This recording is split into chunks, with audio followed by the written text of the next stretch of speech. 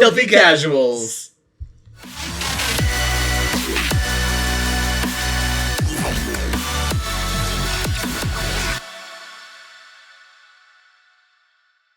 What's up, everybody? Welcome to the 3VO podcast, where we are all on the same team. I'm one of your hosts, Brendan. And I'm the other one today, Jordan. And if you're new here, we are just two big ol' nerds who absolutely love to share our love of video games and what it is about them that makes them great. So if you, too, are a lover of video games, then this is the show for you. As always, it's time to check in. Jordan, how are you doing?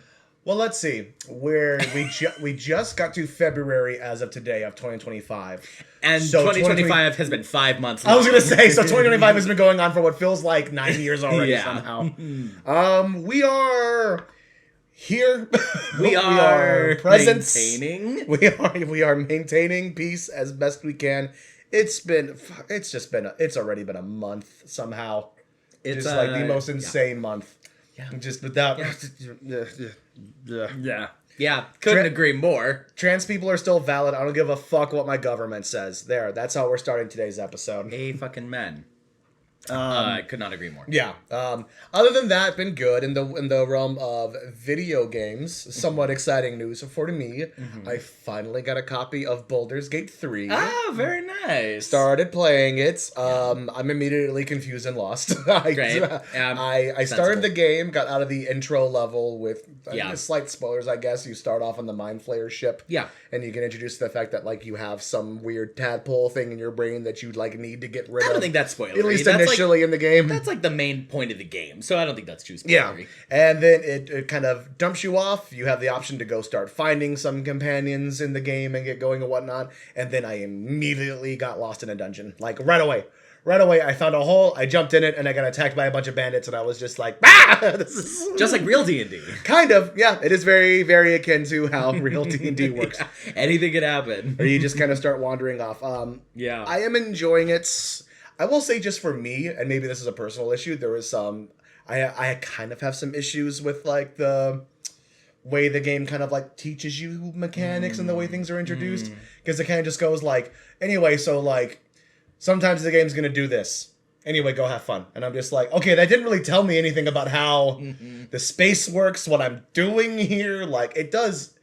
I do love that it is very open to, like, player interpretation in a lot of ways. To be like, well, what do you want to do here? How do you want to handle this? But it's also, like, it's for me anyway, it's a bit of a steep learning curve to kind of used to. And I've played D&D, so, like, so I understand how those mechanics work. Right. But it's just like the actual like the differences from D&D to the video game portion of it is a little it's a little bit of a curve for me. I also took a little bit of a break and re-downloaded the Wolfenstein games because for some reason I felt like shooting Nazis. Why ever could you want to do that? Other than that, though, I'm good. How have you been? I've been good. What have I been playing? Well, I just played through all of Resident Evil Village. I'm so excited. Which is number 8, as I understand it. Yes! And it really has inspired me to go back and play, like, the rest of the games, which I know we are planning to do. But now I'm, like, very fired up about it. I'm like, oh, yeah, I want to know more. Yes. Like, what's going on here? I was interested in playing 7, but we already had Village, so played that. I am excited to play 7, and all of them.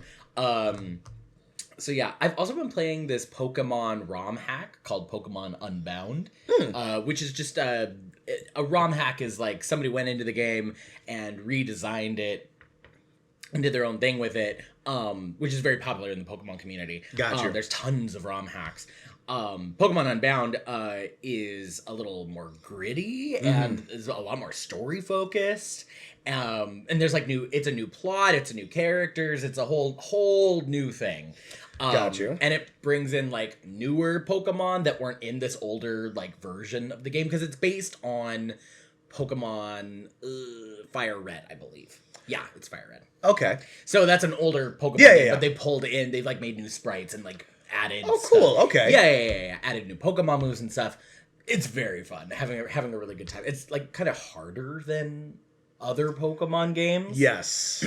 So that's been really cool. There's like actually exciting kind of puzzles and challenges throughout Pokemon Unbound. Okay. Like one of the biggest differences is like one of the gyms. Typically in Pokemon, for anybody that's unfamiliar, you go to a gym. You can just say me. It's fine. We all know. No, We all for know. any listeners out there too, it's not I just know about... nothing about Pokemon. That's been pointing out multiple times on this fucking show. Anyways, the Pokemon gyms are like the central sort of progression point throughout the game. There's 8 typically in every game, and they're all themed based on one like Pokemon type. So it's like, oh, this is a fire gym, so all of the Pokemon you're gonna find and fight in here are gonna be fire type, etc. The one that I like just went through in Pokemon Unbound was a combination steel and electric type gym. Ooh. And there was a gimmick where all steel and electric type Pokemon in this gym are being like levitated because of the magnetic floor. So they're levitating, which means that ground type attacks can't hit them, and ground is really good against steel and electric. Yeah. So it's like, you can't use that. You know, that like good tactic has been taken away from you. Yeah, so now you have to figure something else So now out. you have to exactly. That's fun. I like that. Actually, really, really unique ROM hack. Really fun. Really enjoying it. The ROM hack is made by a person named Skelly, I believe. Skelli. And you can find it online. Just go search for Pokemon Unbound if you're interested in playing. Okay. I have a Resident Evil 8 related question. Okay. Yeah. And what's up? You can choose not to answer this because I know that we're discussing like future episodes and maybe talking about Resident Evil a little bit more in depth once you've been able to play it. Yeah. The section when you're in the house by the lady with the doll. Yes.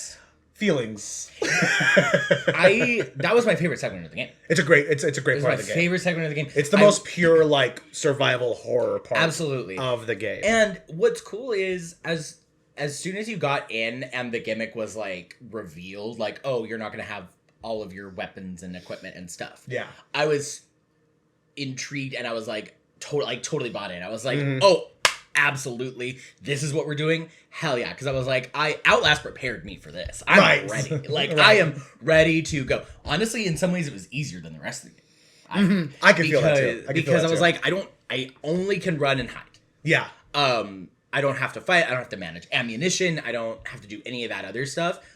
Run and hide, get the thing, go to the next thing. I could have played that segment for like 5 more hours than it was actually in the game. I have the opposite feeling. You were like, no thanks. The moment you take away my weapons, I'm just like, I hate this. I understand. I can understand that. I can understand that. No, I as soon as it happened, I was like, can the rest of the game be like this? Okay. I was in. I felt like it was too short, that segment. Okay. Even especially because I was just coming off Castle Dimitrescu. Yes. Which was probably like the longest section of the game, arguably. Easily. Yeah. So I was ready for like that kind of length of a segment again. Oh, I see what you mean. So I was strapped in. I was like, cool, let's go. Like 3 hours of just this. Yeah. I'm ready. Totally, let's go. And then it was over so quickly. I mean, that section is like 45 minutes, if that. Yeah. Well, depending on depending if you get lost a little bit and like can figure out some of the base like puzzle mechanics and whatnot. Yeah.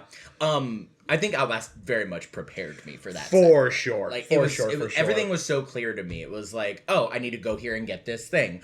Oh, this room has like a loop in it. I'm going to need to dodge an enemy in here and run around and get past it. You know, it was just very like, it was very clear as a player what the level design was. I see what you mean. Yeah. Got you. Yeah. And then just like the reveal of the creature that you have to run from. Yes. Yeah. That was crazy. Obviously, I heard it before. Yeah. Before I saw it, because it's like in a dark hallway the first time that you see it, and it's like way in the distance, and so I heard it, and I was like, well, I'm not going towards that. So I like lured it back into like the main like kind of doll room. Yes. And then it came in, and I was like, that thing's freaky. I'm running. Yeah. So. See, that was my thing. Was like I was fully prepared for like the first time playing. I was fully prepared for more creepy doll shit, and then that showed up. Yeah, definitely. I turned it. I'm not even gonna. I turned it off. I fully turned it off. Oh. And like took a break for like a week, and then came back in. I was like, okay, I think I'm ready now. That's funny. No, I like that segment a whole heck of a lot. Sweet, love that. Love to hear it. I liked the whole game overall. It's a good game. It's a really good game. Even for somebody that's never played any of the Resident Evils, I had a really good time. I could not recommend it more. Yeah, love it. Any other games or any other things you've been up to? Bouncing back and forth, just like Baldur's Gate and then Wolfenstein. I need to finish my run for Ghost of Tsushima because I just remembered that I started that and it got game ADHD distracted. I just remembered I did do a bunch of bouncing around on games. I did start playing the Indiana Jones game that just dropped. Oh yes, the Bethesda title, right? The Bethesda title with Troy Baker playing the titular character of Indiana Jones. Nice. It's very, very fun. It's really cool and interesting the way that they kind of have it set up. It operates like as a stealth game, kind of. Okay. Which is really interesting. But also, like, totally makes sense for something like that because, like, while they're all the big action sequences in the franchise for Indiana Jones, he's not like he's not a fighter. He's an archaeologist. He's picked up stuff along the way, but he's kind of like a street brawler in a certain sense. So it would make sense for a game mechanic to be like, well, this guy's not going to be running and gunning his way through every single scenario that he's in. It would make sense to actually have a stealth mechanic. And also, Troy Baker does a phenomenal fucking job of balancing between, like, very clearly trying to emulate the Harrison Ford Indiana Jones, but without it feeling like he's doing just, like, a straight-up impression of Harrison Ford. Like, it's a really, really, really good performance on his end. So, just want to shout that out from the game in particular really quickly. Nice. Very cool. And it's a great looking game too. Yeah. It's a really good looking game too. Yeah. Very polished. Very, very polished. Love that. Yeah. But yeah, that's been about it for me. Cool. All right. Well, I think we're ready to get into it. You ready? Let's do it. Let's go.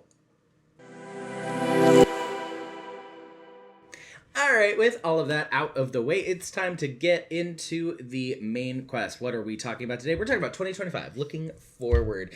Couple of things to talk about today. First up, just want to do a little channel update. Yeah, so we've been making some moves. We don't have anything like major to announce, but this year we are looking to get a little bit more consistent, committing to organizing the channel, moving with intention and stuff. And we're just, like we say always, we're back and we're going to be better this time. The amount of times that we've been like, we're back and we're doing better. We're going to be more on top of things and then we disappear for 4 months. But this time we really mean it. Which we also always say. To be fair, this time we are having like scheduled meetings and plans. We're going to put together a calendar for and we're going to have we have a much more established pipeline for like getting everything together for episodes and editing and whatnot. So the plan is that we're not just saying it this time. The other times we've been like best intentions. Throw out to the universe and hopefully it happens. This time it's like, okay, no, we are going in with intention and we have plans and we're going to make shit happen this time. Absolutely. Yeah. So thank you for coming along on the ride with us, is what we're saying. This year you should see a big change in this channel, I think. Yeah. I think a big one that I would like to mention is that we want to get back onto streaming and like we really have a set plan and a focus for how we want to do that, the kind of stuff we want to do for streaming. Kind of mentioned before, I think one of the first things we want to try out is having Brendan dive in more into the Resident Evil universe and have him start from the first game, the first remake. I'm not going to be so mean as to make him play the original game. Thank you. With those old school tank controls. We're not going to do that. Thank you. And then I think the plan from there would be just sort of like ping pong it back and forth to where like, here's a game series that I love, you try playing it, and then Brendan will give me a game series he loves, I try playing it, and kind of just like have a fun back and forth there. And then also just like probably some co-op stuff that we both just like throwing in there here and there. Absolutely. Yeah. Looking forward to it. So to that end, make sure you're following us everywhere so you can stay up to date on all of that stuff. We are 3VO Podcast everywhere on the TikTok, the YouTube, the wherever you can think of. We're 3VO Podcast. So are we intentionally avoiding mentioning some of the socials that we're going to be slowly trying to rotate out? I haven't the slightest clue what you could be referring to, Jordan. Moving on. So we are here to talk today about what we're looking forward to in 2025 in the world of video games. So we prepared some things and we're just going to go back and forth talking about it. So I'm gonna start with the big obvious one on my side. I am the Nintendo head, so I gotta mention the Switch too. We're getting the second Switch console. When I saw that announcement drop, I was kind of shocked because I really thought it was going to be a bit more time before we got any other new installment from Nintendo. Just because like I don't know. I just feel like the Switch was still doing relatively well in terms of like its popularity and people who like, because it really did a great job in terms of being like the household console. Yeah, if that makes sense. Totally. You know the family household especially. The family household especially. Absolutely. Yeah, because it's like it's all like a lot of the stuff is like interactive, like party games stuff for like everyone to get involved in. Also the ability just like to take it with you and stuff like that. Yeah, is a huge plus. So my expectations for this one, for the Switch 2, is probably going to be a lot of like quality of life improvements would be my assumption, like battery life, probably some sort of like graphical improvements. It's larger. It's a lot big. It's a bit bigger. Yeah. The attachments of like the accessory, like the Joy-Cons and stuff, is a little bit more I don't know, I would say user-friendly. Yeah, because it's more magnetic snap-ons. I was going to say, it's more of a magnetic snap than it, because like the original one's like a slide-in, right? Correct, yes, exactly. So very sort of like MacBook in that sense, where it's like, because the charger for the MacBook is it's just like a magnetic plug-in, and rather than the... Yeah. I think we were due for another Nintendo console, because the Switch 1 came out in 2017. Oh, it's been a long time. It has been a while. 7 years. 7 years in technology. Yeah, it's true. You know, so I like. Was it doing fine? Yeah. Is it a great console? Yeah. Yes, I would say. I would say so. Yeah. It's not an Xbox Series X, but it's a good console. And it's not a PS5, certainly. No. But I think that's probably why it's time for a new console from Nintendo. Totally fair. It's been almost 8 years in March. So I think it was also very smart of Nintendo as well to kind of like hang back and watch the PS5 and the Xbox sort of like Ken Watanabe and Godzilla just be like, let them fight for a little while. A little bit. And then just like watch the console war die down and be like, we also have a new one coming out too. A little bit, for sure. But it's also like Nintendo has never, at least in my purview, and like, first of all, console wars are fucking stupid. You like what you like. They both have, all of them have their fucking merits and their downsides.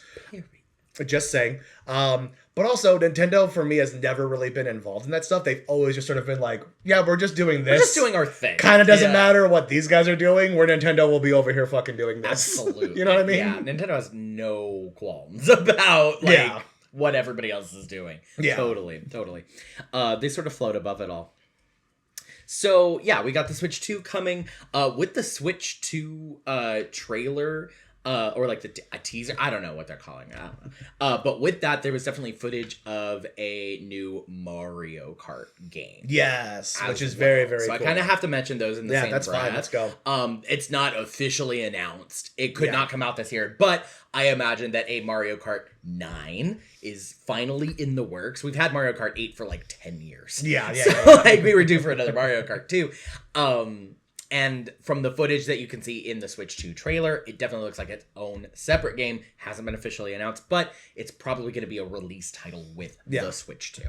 I feel like, especially with time between titles like that, especially for something like Mario Kart, I feel like there's just like the base discussion of like, okay, well, we know we're going to do another Mario Kart. What else do we do? You know what I mean? Because it's just like it's 9, and Mario Kart has been a staple for Nintendo for ages. Since I was a kid, Mario Kart has been a big part of it. So I'm just like, you know, and like there's always like stuff to adjust and change and whatnot, and like there's always just like, well, we released a new one that is just like quality of life improvements and does better and whatnot.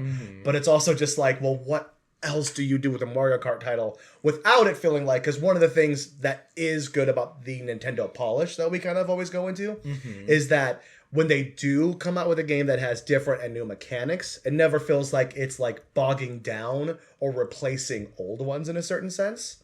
So even like with my little bit of experience with Mario Kart, does the stuff with 9 of like being able to sort of like customize your vehicle and stuff like that, adds to it, doesn't detract from it. Yeah. So I think that's also a part of like where Nintendo being smart and taking their time to be like, if we're going to do a new one, it's only going to add to the series. It's not going to detract from the series or feel like we're removing anything or like it feels lesser than. You know what I mean? Yeah. So like, yeah, we're due, but I will always support any developer taking their time. I also really like what they did with 8 because we've had Mario Kart 8 for the longest time, you know, like a really long time. But when it was released, it didn't have anywhere near the number of tracks and courses that it does now.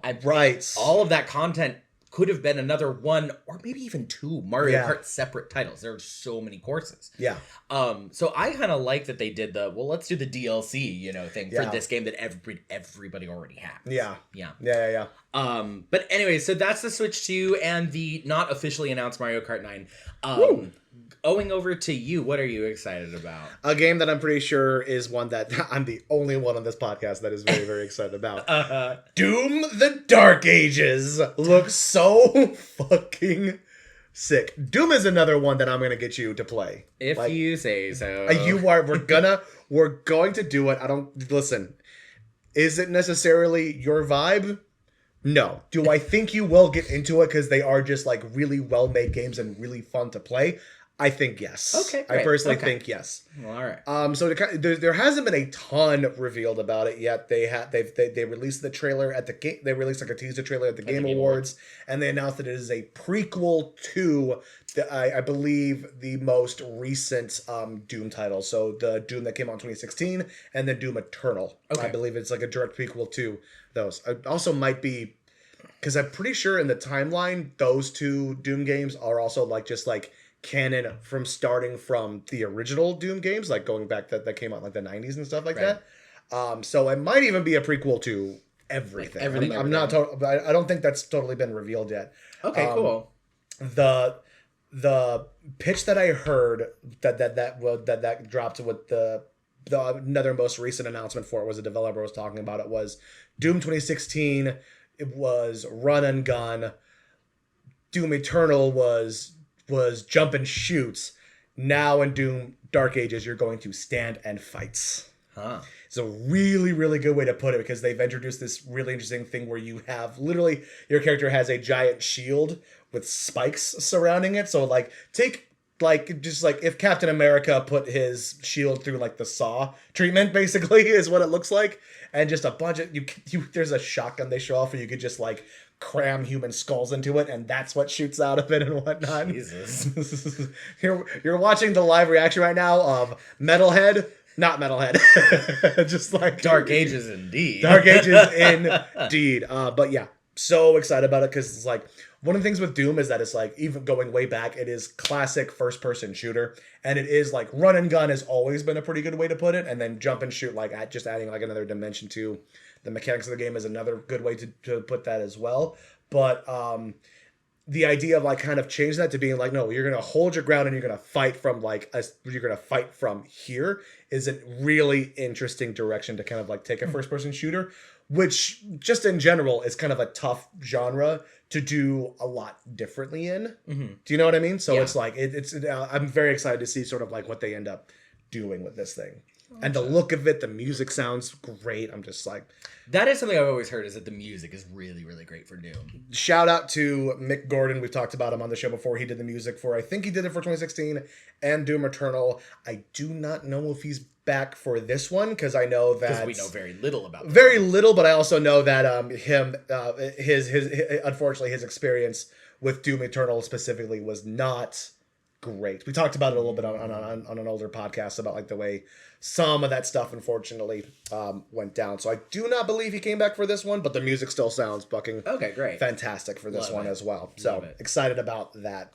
Yeah. So yeah, that's one of the ones I'm looking forward to. Since you kind of did too, is it okay if I mean, yeah, go for it. Because it's one that we're both kind of let's talk about low-key excited about. They are fully rebooting the Fable franchise. So cool. Yeah. I'm very, very excited about this. I didn't know that Fable still had a life, if I'm being honest.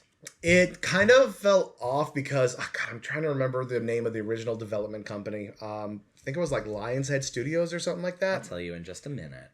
Because you're right, Lionhead Studios. Lionhead Studios, yeah, they originally. I don't know if they're back on this one, but they originally went under for a while. They kind of went the Telltale route and had to file bankruptcy and go on and whatnot, because outside of the Fable franchise, they didn't have I see. a lot going on for them. Yeah. They did have another series that was sort of like one of the that was very like Sims-esque, but they were very like upfront about it. But it's like, hey, you're literally gonna play God and like create a world with people and like help develop culture and society and whatnot, and just like yeah. Okay. But I was a big fan of the Fable franchise, going back to the original one when it came out. Played the hell out of it when I was in high school. And then I think they got to Fable 3, and that was sort of when like everything kind of like fell off and it went under, I believe. Okay. And yeah, declined 2012 to 2020. and for me, 3 was also like where it also kind of fell off. Started great, then at the end of the game, it just like it's morality systems in games are very, very hard. And it's very, very hard to do one that isn't just like hard cut, sort of black and white, this or this or this.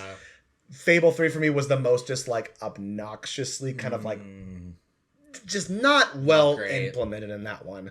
Gotcha. Because there was just like choices that it was just like, and this is the good choice and this is the bad choice, and it kind of made it seem like it was just like, oh, if you were like only trying to be a good guy and keep everybody happy, like that's the wrong way to go. But also you can't go this way because it's gonna make some of these people. It was just like a messy fucking mechanic that I wasn't a big. There was like no winning, it seems. Kind of, yeah, and I like I forget the gentleman's name who made the Fable games and also like developed the other game I was talking about. He is very, very much about like, he has talked about this like, no, that was the theme of the game that I wanted to explore, was that it's like as a leader, there kind of is no making everybody happy. So you kind of have to do the best you can. And I'm like, I get that as a player. It's incredibly fucking unsatisfying. It's incredibly fucking unsatisfying. And not like a fun way where it's like, that's like, that's like, oh, I get what you were doing here. I was just like, okay, but this just isn't fun for me at all. You know what I mean? That's too bad. That's too bad. I never played any of the Fable games until within the last year, actually. Oh, I started playing Fable 1. Yeah. And I was like, this would have been really great. I would have really gotten into this if I had gotten into it when it was brand new and when I was younger. 100%. I would have played a lot of this. It's very appealing. I didn't get through the first one, but I was like, I understand the like place that this game held for a lot of people. Totally get it. Yeah. And if I had that nostalgia, like if I had played it when I was younger, I would totally go through it again, I'm sure. Oh, yeah. But it's cool. I love that there's like a reboot happening. I'll probably play it. Yeah. Yeah. Richard Iowade is like in it in some weird capacity. Yeah, I'll definitely play it. Absolutely. He's in the trailer, and the trailer's really good because it does like a slow reveal that he's actually like a giant chasing after whoever like the main protagonist. Love that. Yeah, it's really, really cool. Oh, fun. So yeah, that's a big one I'm gonna be looking forward to. Very cool. I think I heard a rumor that it might be a Game Pass like day one release. Oh wow. So we might be able to try it like right the fuck away. I love that. I love that. Interesting that you're so interested in it. It's a little more RPG fantasy-esque than I think is typical for you. Oh, 100%. But there's like, I do Not have that like, you never did. No, for sure. But I do have my typical path, but there's always like ones that will occasionally like kind of like grab my interest. You know what I mean? It was also one that from high school, me and my best friend, David, would like talk about and play back and forth all the time. Yeah. He loaned me his copy. Was how I sort of got into it. Yeah. There's a lot of my early game experience of stuff that I wouldn't normally play that came from him being like, no, you should try this out. And I'd be like, okay, fine. Got it. Yeah. Love that. What's next on your list? To no one's surprise, the new Pokemon game. Obviously. Yeah. We've got a new Pokemon Legends game. Pokemon Legends Z through A.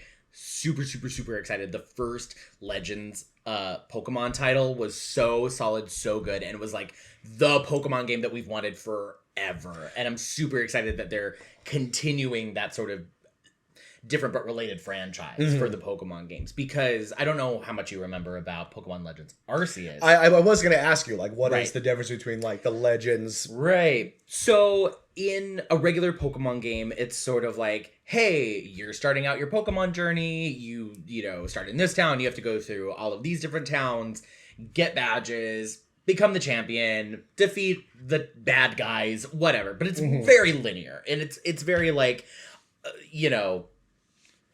save the world. You're the guy that's going to save the world, and you're going to do it by fighting the big legendary Pokemon, and you're going to beat the bad guys, and it's just very like the same thing over and over and over. With Pokemon Also, it's like exclusively like turn-based combat. Especially for when you go to like catch a Pokemon, you still do the combat thing, and it's all turn-based, etc., etc. In Pokemon Legends Arceus, they said it's open world for the most part. Like there's big like wild areas where it's all open world. If you can see it, you can get there probably. You know? And there are towns. You know, there are like little pockets. But it's pretty much open world. Okay. And also the art of catching a Pokemon, you can just like walk up and throw a Pokeball at it. There's like throwing Pokeball mechanics. Ooh, okay. That's fun. You can like sneak up on Pokemon, you can use the terrain, you can throw traps, like you can throw food, like all sorts of things. Okay. Yeah. So it was very much the like kind of insert that we wanted, where like we wanted to feel like a Pokemon trainer. You know? It's like I want to feel like I am on the ground and I see this Pokemon and I'm trying to catch it. You know? Not necessarily like, oh, a random encounter. What Pokemon is it? Oh, it's a this. Cool. I'll throw out my Pokemon. I'll fight it. Actually, it really creates the feeling of like, oh, I see something in the grass. I want to go and get that one specifically. Right. Yeah. Right. Rather than I do remember playing it back in the day, just like wandering around the same patch of area, just being like, I fucking really need a Zubat. Come on. Right. Exactly. So, you know, seeing Pokemon in the wild, doing their Pokemon stuff, and feeling like that actual trainer like on the ground doing, you know, was super, super satisfying, super great. And it had it was set in like the distant past.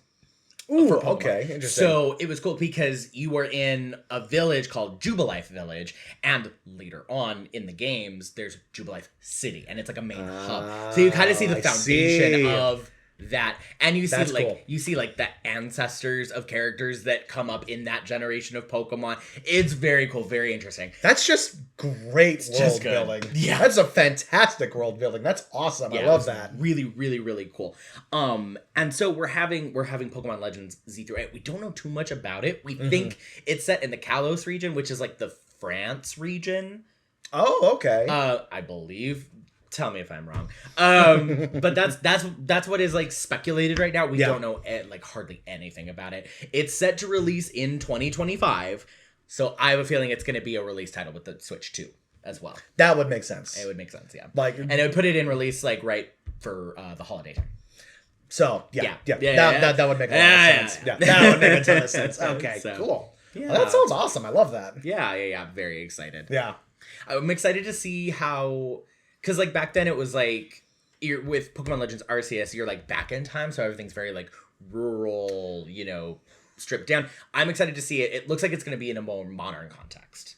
So I'm excited to see, like, open-world Pokemon adventure in that sense. Got it. Yeah. Okay, cool. I love that. Yeah. What else you got? What's on your list? I feel like this is also just like I've done this before, so it's really gonna give everyone just sort of like the vibe for like who we are as well and like what we're both into.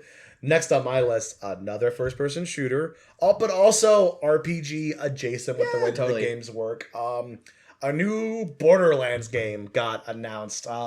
Also dropped a teaser at the Game Awards that happened a while ago. On no one's bingo card. Everyone was so shocked. Yeah. People were so surprised because really, like, outside of obviously what because it came out afterwards was Tiny Tina's Wonderland, which is a super fun, really, really fucking great title. But a spin-off essentially. A spin-off, totally a spin-off, which isn't totally new for Borderlands. They had the pre-sequel that happened too, which was the pre-sequel. It's so complicated to get into. We don't have time to unpack all of that. It's intentionally very obtuse. Like they did that on purpose. Okay. Also, that's just the Borderlands kind of sense of humor. Yeah. But other than that, like people really kind of thought they were like, all right, Borderlands 3, and we're done. That's what I thought. Yeah. That's gonna be it. So when the trailer dropped and the teaser was great. It's literally just you see this just like spidery, like very thin, like mechanical hand just like reach into like fire and pull out the psycho like bandit mask that is very very iconic for the Borderlands series, and show that, and it just showed the title just like Borderlands 4, and that's crazy, and everybody was just like, what the fuck, including myself, who was a huge fan of the whole series. I was just like, oh my god.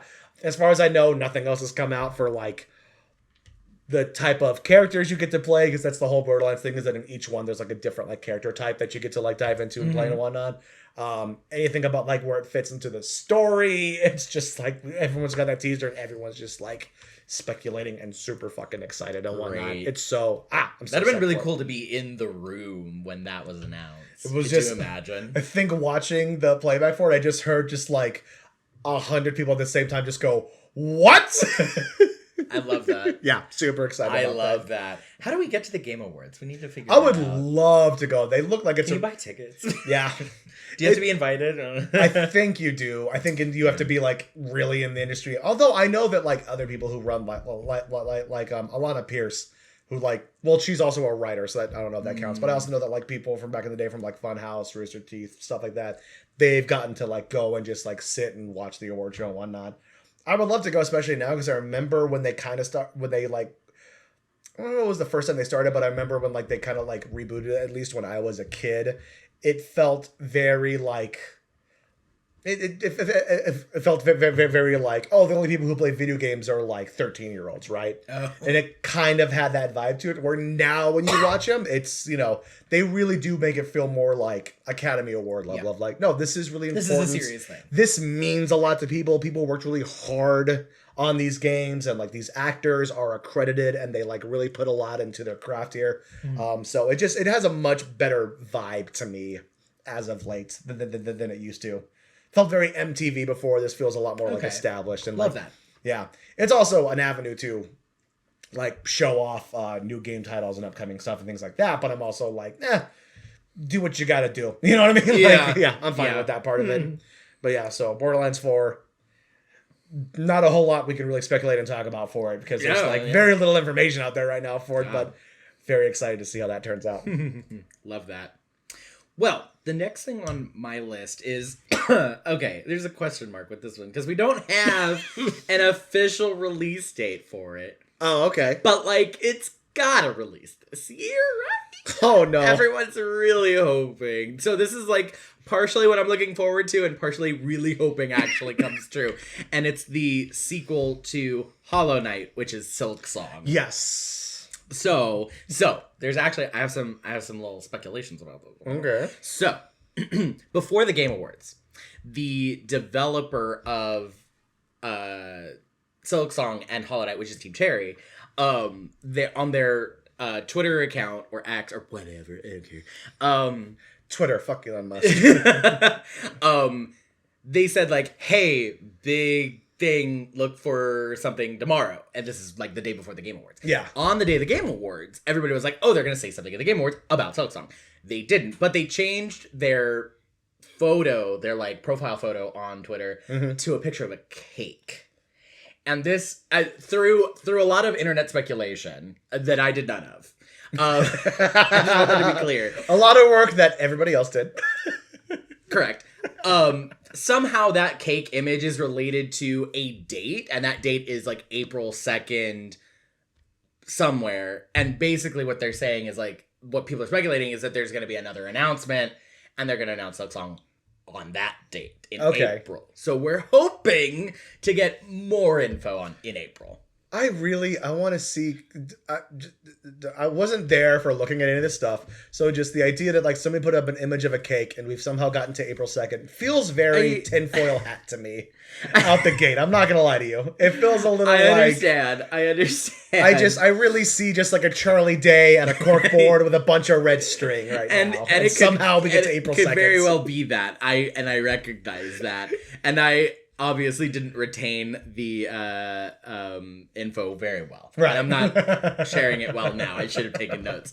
But that's the speculation. It should come out in 2025. Yeah. It's been pushed off a couple of times. Yeah. But as we always say, if you need more time, 100% to make your game, take more time. 1,000%. We would rather have a polished, well playable game instead of some bullshit. So, because you see, like my thought was that it was just like, oh, somebody put up a picture of a cake. This is a cry from help from inside the company. Because we just covered Portal. The cake is a lie. The cake is a lie. Right, and someone's being like, it's not coming, guys. I'm sorry. Yeah, I'm trying to find. I think it was on Reddit. Like what people were Oh speculating. yeah, about. where all the good information comes from. Reddit. You know, yeah, where all the really reliable information is found on the internet. Reddit. I don't know. Yeah. Yeah, okay, yeah. Hollow Knight, Silksong developer insists the game is real, progressing, and will release as fans obsess over a picture of a chocolate cake. So, like... Oh, it was a chocolate cake. Okay, that's different than the... Yeah. So I think we're good. So if you want to know more about Silksong and wildly speculate on the internet, go to Reddit. That whole title also does not encourage faith. Just like, guys, I promise it's real. It's real. We're working on it. It's gonna come out. It feels, you know what it is? It feels very, because like I'm slowly getting back into reading books, but my wife is a huge reader. Yeah. So she's involved in a lot of stuff online and whatnot. It feels very like George R. R. Martin with the next Game of Thrones book. It's very like Taylor Swift fans. Like the like wild speculation and the clues. Yeah. But it means this and this and Yeah, this. Yeah, exactly. fair enough. Yeah. She tweeted at exactly 9:15 p.m. and that's related to the date 9:15 when she wore a red dress to the, that. Meanwhile, she's just like on her couch in the bed and she was just like, oh, I should fucking tweet something. Anyways, so Silksong, hopefully 2025. Yeah. Big hope, big wishes. We would really like to see that. But take your time, Team Cherry. Yeah. Back over to you. What's next? This one I had forgotten about until I re-looked at like the list of stuff that's supposed to be coming out in 2025. There's a new game coming out called Judas. I don't know anything about this. We talked about this once very, very briefly after a thing got announced from it. This is the newest title from Ken Levine, who, if you remember, is the original creator of the BioShock series. Yeah. Oh. It's his first title since BioShock Infinite. It looks very sci-fi. It looks very weird and kind of fucking trippy. Okay. There's some echoes of the sort of like play style of the BioShock games. It's very much like if you go and watch like the trailer that got released for it, it is very much like a similar aesthetic and kind of look to it, but set in space, and just like the title alone, calling a game Judas, just like says a lot. Yeah. It says a lot about like what that whole thing could entail. So I'm very, very excited about this one. Again, another one that like I know very, very little about, but I'm just, But having Ken Levine's name attached to it is kind of all you need to know, right? Yeah. Like, we are big fans of BioShock on the pod. Yes. And yeah, hell yeah, let's go. Yeah. And I'm just like, well, fans of the first two at least. I like all three, and I have zero shame about that at all. So what's the deal with Judas? What is it? Where's it set? What are you doing? I really wish I could tell you. Let me go ahead and just like. I just saw that the release is going to be for March, so it's coming up soon. So it's coming out pretty soon. Yeah, let's go and just take a quick little peeky here and see what we've got so far. Takes place on something called the Mayflower, a generation ship. Okay. Traveling through space, carrying the last remnants of humanity to Proxima Centauri. So another sort of like, another thing involving place that sort of like sets outside of the normal world. Yeah. And it's like outside of where you immediately are is not safe. Yes. Yes. What I would hope for this one, because I think that this was, even for me, as much as I like it, one of the letdowns for something like, and full disclosure, some of this does involve just like the limitations at the time of what like games could do. The one disappointment I would say that like for all the BioShock games, including Infinite, is that like the setting itself was very aesthetic, but that was kind of it.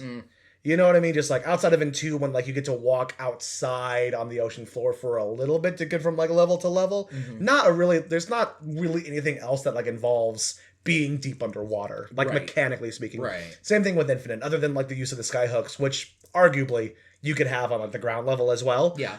There's not really else involved about like, oh, it's a city in the sky. It's there as like a setting, and that's kind of it. There's something else like to interact with too much. Yeah. I would love for Judas, like in some capacity, for the fact that we are in space, to be a little bit more involved in that way of like, like different mechanic. Like Dead Space does this very well, where it's like when you're in the ship, like there's normal gravity and stuff like that, but once you step outside, you literally have to like float around through space. You have to worry about oxygen and like pressurization changes and stuff like that. So I like to see some more like mechanics there. Also interested to see like what he has to say with this game in this setting, because that is something that is what we have always praised about the BioShock series, is that there's a statement to be made. Yeah. There's commentary, there's social commentary, there's political commentary. There's very clear themes and tones that are set in the game. So I'm very interested to see what all that stuff comes out of from this one. Yeah, it from what I just read, it looks like the plot's going to center around like it looks like they want to like one of the main characters wants to turn humanity into a race of robots. Yeah. So I'm sure that this is going to be commentary on like automation, AI, all of that sort of stuff. That is all the conversations we have relevant. about like implants going into people's brains and stuff like that. Exactly. So where does like humanity for us end on a personal level, and then we just turn into full robots? Right. So I'm in. Sign me up. Let's go. That's coming out in March. So. Could see that on the pod real soon. Pretty soon. That'll be one. I'll probably pick that up day one if I can. Yeah, 100%. That's such super interested. Another one that doesn't have an official release. It's in early access right now, but probably we can expect a full release of in 2025 is Hades 2. Super excited. Go. Let's fucking go. Love it. That's Supergiant Games. Great studio. We love what they do. Yep. Let's go. Gimme. Yep. It's in early access right now. But I mean, we've been stoked about Hades 2 since the trailer for it a long time ago. It was ages ago when that trailer dropped. Yeah. Give it to us, Supergiant Games, please. Yeah. That whole, just that, if anything, like, because, like, I think people who would watch the show know by now, like, the roguelite setting is not totally my zhuzh. Right. And I never beat the first Hades, unfortunately. Me either. Probably the most fun I had with a roguelite, though, personally. Yeah. And just that aesthetic and the way, the trans, I've realized, like, especially with, like, the recent God of War games, and the other game that I love, Stray Gods. I love anything that just like fucks with old pantheons. Do you know what I mean? And like does either like a slightly different take on it, or like a modern take on like an old pantheon or something like that. Sure. Like a different, like an updated sort of like translation of the old gods. Yeah. I've realized it's kind of my fucking jam a little bit. Just from like a story standpoint, I think it's a really, really cool idea to be like, well, in any way, because like, Hades is set sort of like back in time, but I do think there is something interesting to still being like, okay, but like, what if we introduce like sort of like modern sort of like familial dynamics and problems and issues into the way that these old gods would sort of just like handle things in a very black and white sense. Yeah. I think it's a really, really cool mechanic to go into for something. Just from a storyline standpoint. Yeah, narratively it's really cool. Yeah. And With again, everyone in that game is so pretty and attractive. So hot. From the buys, thank you guys. All right. One last thing on your list. What do you got? This I just learned about. So you want to talk about not having any information. There's a new Dark Picture anthology game coming out. Oh, it's a Dark Pictures. It's a Dark Pictures game. Let's fucking called go. Directive 8020. Oh, yeah. And yeah, that image alone Gimme. just says so much about it looks I'm getting like alien vibes, like it's gonna be some sort of like Lost in Space kind of thing. We're also pretty big fans of the Dark Picture. We are big fans of the Dark Pictures. We played Man of Medan. I played Little Hope. I just recently played a Little Hope. Little Hope? Yeah, really Let good. Down. Oh, you think? As far as like a story That's goes, fair. Narratively, one of the more down. disappointing ones. Yeah. In the game itself, like in the middle, I was like super. It's super intriguing once it got into the aspect of like the old witch trials and stuff. Yeah. I was super into that. Yeah. The actual like proper reveal at the end of the game, I'm like, well, which ending did you get? I only lost one person from the group. Okay. So they end up just like spoilers, I guess. They end up at that one that they all stop at that one diner, and it's Will Porter, I think, is the actor in the game. It shows Poulter. Poulter, thank you. And it shows him arrive at the end, but he says like, "I'm really sorry, guys," or something like that, and the camera starts spinning around but you still hear all the other characters' voices. Yeah. And you realize that he's been the bus driver the whole Yeah. fucking time. Yeah. Yeah. Yeah. And based on some of the other clues I got while I picked up along the way, I was like, I think this is probably essentially the reveal every time at the end of the game. Mm-hmm. At least it's kind of my I think guess. so. Yeah. I didn't look into the other endings, but that's what I got. Yeah. So. To which I'm just like, for like the idea the game is getting across, I get it. But I'm also like, well, then like you just revealed to me that there really weren't any stakes. Yeah. Because nobody else was real here. Yeah, no one. No one was, including literally the guy I just mentioned. Like nobody else is fucking real here. Mm-hmm. So that's just that was a little bit of a letdown for me. Yeah. I'm also still getting through because I started playing it with my roommate Jess and our mutual friend Cody. Just like playing it together. We started playing the other most recent one that came out. I think it's The Devil Inside or something like that. Vamp, I'll look. Yeah, it's I know it centers around the H.H. Holmes, who was a real life serial killer, and you go into like the hotel that he ran, where he had like all these like trapdoors and creepy shit going on and whatnot. Yeah. It's really intriguing. That so far now that one's, having not finished it off, that one's my favorite one so The far. Devil in Me. The Devil in Me, that's what it is. Yeah. It's really, really good. That one I'm enjoying the most out of all of them so far. Yeah. So the first season was Man of Medan, Little Hope, House of Ashes, and The Devil in Me. Yes. And I did like House of Ashes. House of Ashes was pretty solid. Yeah, House of Ashes was solid. Yeah. Very creature feature, but like 100%. yeah, Yeah, totally. Yeah.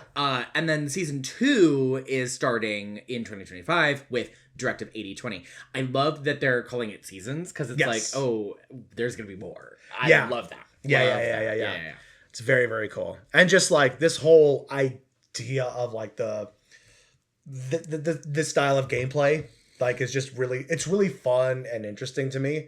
And just like, it really allows you to just like focus on the narrative of something. So that, I mean, like we're very like narrative driven guys in terms of like video games go. So just like anything that is like pure story focused, I'm so into, but still being engaging and fun to play. Yeah, absolutely. Yeah.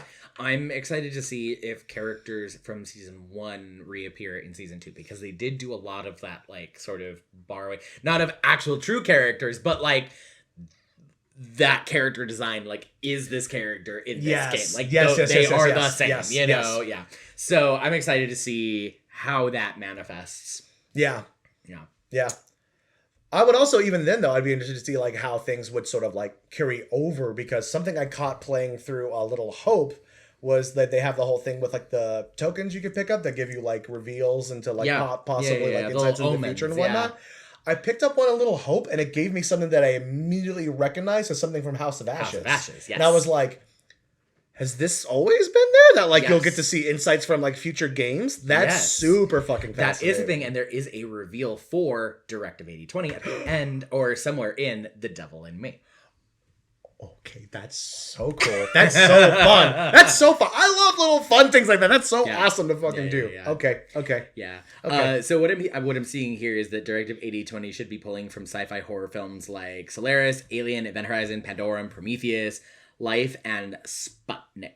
And other influences include H.P. Lovecraft's Cosmic Horrors. So, a Lovecraftian space horror. Love it. Give me. That'll be fun. Yeah. And if they're pulling from Event Horizon, that is also very sort of like Lovecraftian, like that sort of like style of like, there's something way bigger than we can comprehend out there. We don't know what it is yet. But yeah, so that's gonna be so fun. Yeah. I'm just excited about that. Super excited. 2025 looks like it's shaping up to be a great year, at least for us. And it's only January right now. Yeah. Well, okay, it's February 1st today. But yeah, I'm trailing. This is not good. No, we're good. This is bad content. No, we're doing fine. 2025 is going to be a really, really cool. At the very least, we can say that 2025 will be a good year for video games. Yes. Maybe not much else, but at least video games. At least video games. Hey, end of the day, we'll always have video games. Unless they find a way to somehow take that away from us. Oh, don't put ideas in their heads. Take away my video games, that's when I fucking march. on the Capitol. All right, everybody. Well, we have reached the end. That means it's time for a bonus round. I thought it would be really fun if we could do some 2025 predictions. Just things that we think might happen in the coming year. Or we could be speculating wildly. Yeah. Oh, that's all I'm gonna be doing. Oh, great, good, me too. So I've got a handful prepared. Maybe we can come up with some more as we go through. But I'll kick it off with my first prediction. Okay, so my first prediction for 2025 is some sort of political video game. Just like overtly political, like maybe the Trump administration is backing it and releasing it and like raking in millions. Full propaganda. Like full, video yes, game. yeah. I was gonna say I was like, we just talked about a new Ken Levine game. What do you mean? No. I but mean, like overtly, clearly, somebody like paid to have this out like there. you're playing as Trump and it's like a Street Fighter style. Like that's what I Oh imagine. my god. Fucking That's what I imagine. That makes me want to throw up. Me too. Anything in which that you're playing involved with Trump, and like it's just My prediction. I hate it because I think you might be right. The only problem, the only thing I will say is that unfortunately, it is either gonna be that just like blazing and like upfront about it, or it is gonna be a little bit more subtle of a psyop that someone online is going to point out to be like, guys, this is Trump propaganda. This is an allegory. Yeah. Someone's gonna have to just like catch this kind of like hidden in the credits, just like, hey, Trump produced this, guys. Like, and you know what I mean? I don't think it'll be that subtle or use that amount of subterfuge. I think it'll be very overt. Okay. No, totally fair. Yeah. No, totally fair. The best video game ever. Oh, fucking Christ. And you know it's gonna be a bad video game too. Like mechanically speaking. Absolutely. It'll be absolute fucking hot garbage. Garbage. Yeah, absolutely. How about you? What's your first prediction? This is one I've had for and I think it's just like there's so many like arrows kind of pointing in the direction, is that from the developer Ubisoft. Okay. We're either going to see like a full overhaul and like a restart and refresh of everything, or they're going to declare bankruptcy. Ooh. I think there's a possibility for Ubisoft to go out within this year. They've been struggling really fucking hard. The only thing they've really been able to hold on to is the Far Cry series and the Assassin's Creed series, from what I've seen, as far as like successful like game titles from them go. Because they've just kind of decided that anything else kind of just like gets like the sidetrack treatment, because that one Prince of Persia game, that side scroller Prince of Persia game that came out, got like no press, no one fucking talked about it except for the few people that did get to play it. Yeah. Which is insane because it's a huge franchise, yeah. Very beloved title as well, too. Like, people have nothing but kind words for the Prince of Persia series. Totally. And they just, like... The only saving grace they have now is that they are sort of, like, returning to form a little bit with the Assassin's Creed series. But I kind of feel like it's one of those, like, too little effort, a little bit too late. Yeah. Because they released Mirage, that was very much a return to, like, the Assassin's Creed 1 mechanics of, like, pure stealth, moving in and out of the shadows, like... Assassin's Creed. Yeah. And then they have a new one called Shadows, which I am very, very interested in, that is set in feudal Japan, where you have the choice to play samurai or like a ninja style assassin in the game, which is really, really cool. And it's interesting, and it looks interesting. Another one that people had a whole blow up about because the samurai is a black man. And people were like, but it's Japan. And I'm like, you guys act like only white people had boats and could travel around and do shit like that. But anyway, point being though, that is just like, I feel like that title will get some praise, but ultimately it's going to fall short. And then Ubisoft is really going to have to like try to figure out just kind of like, well, what do we do now? Like, where do we go from here? How do we try to survive in this climate? Because it's like... just like they just haven't had a fucking W in ages at this point, it feels like. So that's one of my predictions. Gotcha. I ultimately don't want that to happen because that means a lot of people lose their jobs. Yeah, no. But I just think realistically, I think that's the direction it's unfortunately fucking going. Well, they could get acquired by another company. That's sort of a bailout. Always a possibility. I just really think... This is purely my gut. I have no evidence to back this up. I really think that Ubisoft is one of those companies that would rather see themselves die than get bought by a different developer. Personally speaking, I kind of think that that's the feel. Gotcha. Because they are one of the houses out there that is sort of like we develop and we market pretty much all in house. Like there are other like it's Rockstar-esque where it's like if you've seen it, it's like Rockstar, and then there's like Rockstar North and West and South that kind of like develop different games for the company. Very similar with Ubisoft. You'll see like Ubisoft, and then there's like Ubisoft Quebec, Ubisoft Paris, and like stuff like that goes into making all their games. I just think that I really just think that this is like it's a little bit too late for them to sort of like save the sinking ship, unfortunately. Well, I hope that they can. I hope so too, ultimately. Yeah. Kind of similarly, going along with that, one of my predictions is that a AAA title that is released this year just completely flops. Oh, that fully tracks. Like, yeah. Just completely does abysmally. Yeah. I have a specific game title that I think is unfortunately is gonna flop. That I think is unfortunately going to be the one. I'll need to, because it was another one that I almost put on the list, and I was like, I don't think it's going to do that well. Oh, I'm excited to hear what this could be. Yeah, I think it's going to be Marvel 1943: Rise of Hydra.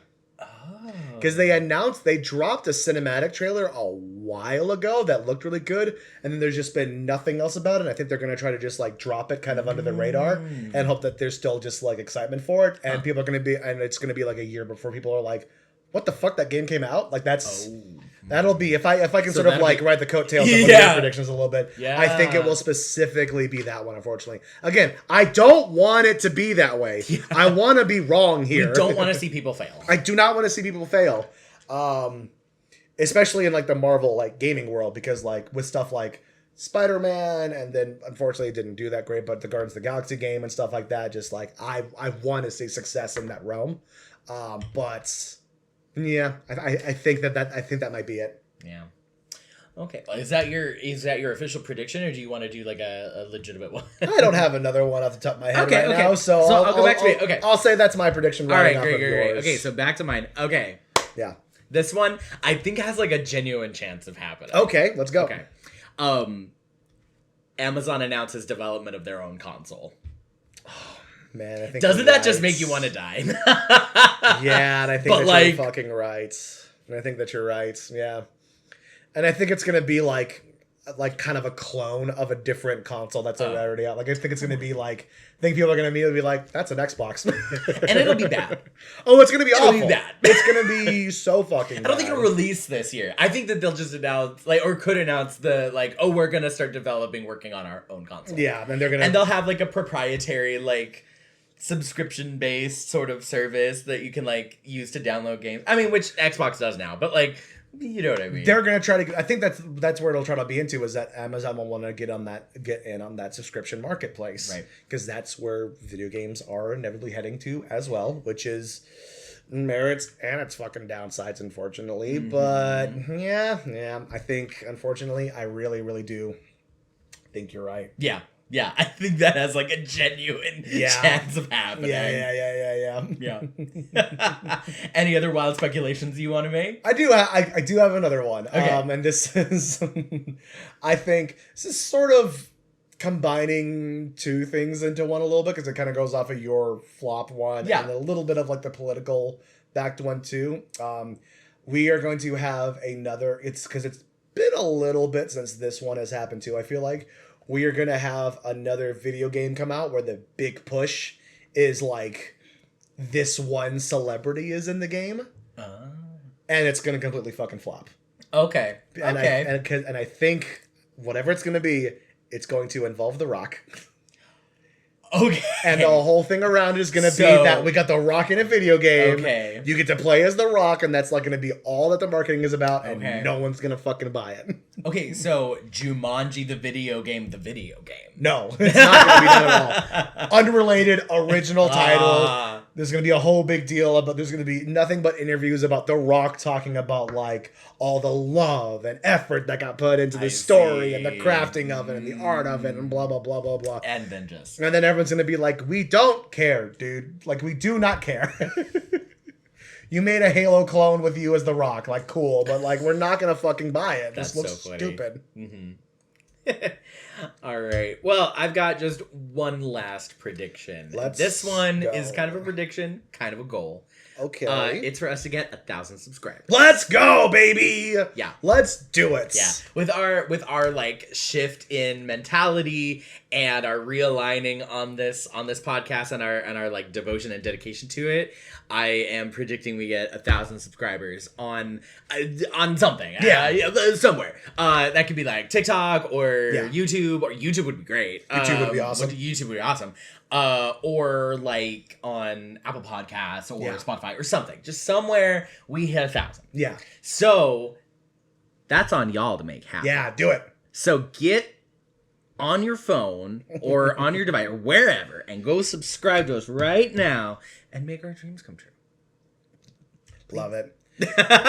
Is it okay if I throw in one more at the end? Yeah, absolutely. If it's all right? Yeah, of course. This is also like a wish and a wants, but I'm going to put it out into the universe.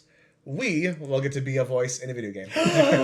Jordan, that's the best prediction I've ever heard. I want this so bad. I'm putting it out there. I want this to fucking happen. Oh my gosh. Game developers, call us. Let's go. That would be so sick. Yeah. And I'll do anything. Anything. There it is. If you're only listening, you can't see the eyebrow raises and the tongue motions that Jordan was just making. So you should go subscribe to the video version of this podcast on YouTube so that you can see all the inappropriate motions that Jordan is making here. Wait. We lost subscribers. Ah, dang it. All right, folks, that is all the time that we have for today. Thank you so much for listening to another episode of the 3VO podcast where we speculated wildly about 2025 and also talked about what we are looking forward to. So we want to know from all of you listening, what are you looking forward to this year? Have we missed anything? Did we forget your favorite thing? Let us know in the comments. Also, if you have ideas for future discussions you'd like to see on the show, please send us an email at 3vopodcastteam@gmail.com. Give us your ideas. You can also find us on pretty much all the different socials, even the bad ones. We're getting off of there soon, I promise.